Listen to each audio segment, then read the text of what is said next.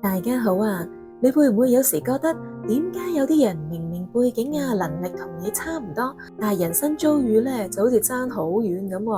好似你卡住嘅地方，人哋總能夠咧輕鬆咁跨越㗎喎。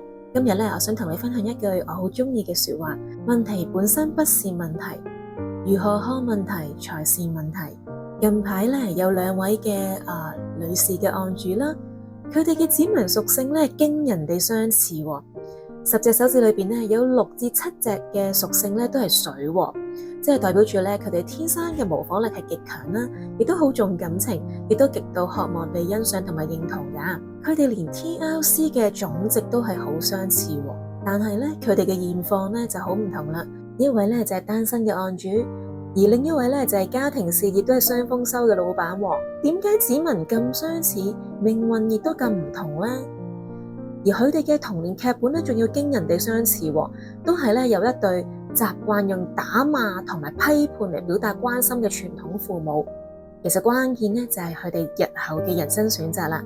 喺呢度咧，我都提一提兩個幾值得去留意嘅點子先。第一就係理解啦，上一代嘅父母咧，其實佢已經用咗佢哋認知中最大嘅愛嚟愛我哋噶啦。公平啲講啦，佢哋嗰個年代邊有咁多親子溝通嘅知識先？而上一代嘅父母更加會複製佢哋嘅父母，即係再舊一代嘅思想添。上一代父母咧，唔知大家知唔知道咧？佢哋成日都係咁諗嘅，讚咁多咧就會讚壞噶啦。第二啦就係區分啦，我哋要學識咧將父母愛我哋嘅方式同我哋愛自己嘅權利咧區分開嚟。父母嘅愛咧或者有缺失嘅，但唔代表我哋唔能夠好好咁愛我哋自己啊嘛。好啦，咁具體啲點做啊？今集咧特別講水屬性嘅朋友啦，你哋嘅高模仿力咧，其實就係你哋破局嘅關鍵啦。有3個點子咧，你可以特別留意嘅喎。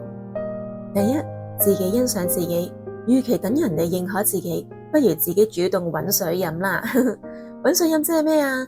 我哋喺個腦袋裏邊咧增加多啲智慧，譬如透過睇書啊、睇 YouTube 啊、聽講座啊、學啲課程啊，嚟充實自己，令到自己咧變得自信滿滿咯。第二啦，就係主動俾愛出去。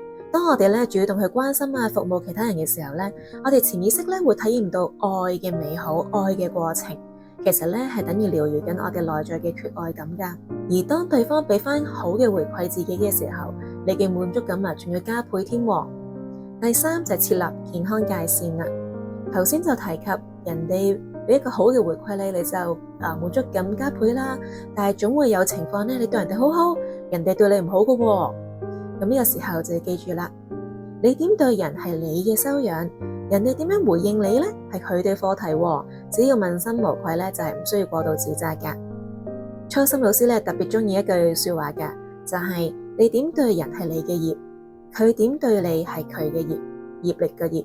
翻到去呢兩位女士啦，佢哋嘅人生分叉點咧就在於一位咧就被困喺受害者角色裏邊，覺得自己咧唔配得到愛啊，而另一位咧就係選擇主動去學習服務其他人，從而咧睇見自己嘅幸福，用後天嘅學習咧改寫咗先天嘅劇本。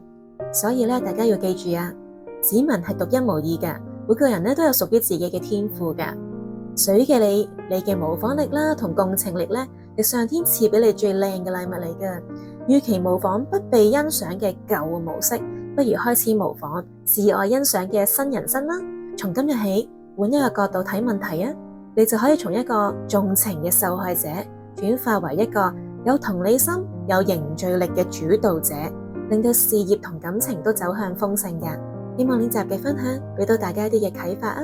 雖然呢一集咧主要係講水，不過如果你覺得有啟發嘅話，不妨都可以 share 俾你身邊嘅朋友嘅。下次再見。